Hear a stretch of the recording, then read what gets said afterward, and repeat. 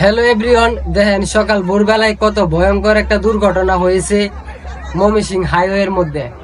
দেখেন দুটো গাড়ি মনে হয় সম্মুখীন হয়েছে।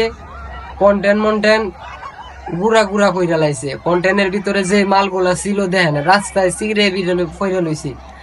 তো যারা গাড়ি চালান ভাই তাদেরকে বলতেছি একটা কথা মাথায় রাখবেন, সময়ের থেকে জীবনের মূল্য অনেক বেশি। তাই কখনো রাস্তাঘাটে চলাফেরা করার সময় তাড়াতাড়ি করবেন না।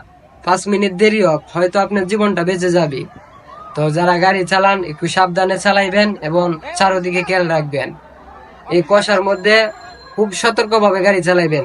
দেখেন কত বড় একটা ভয়ঙ্কর দুর্ঘটনা হয়েছে। একটা কত পাওয়ারি শক্তিশালী কন্টেন্ট এটাকে বললে ভাঙ্গে চুরমার করে লাইছে। দেখেন আল্লাহ বুঝেন কত বড় একটা ভয়ঙ্কর দুর্ঘটনা হয়েছে।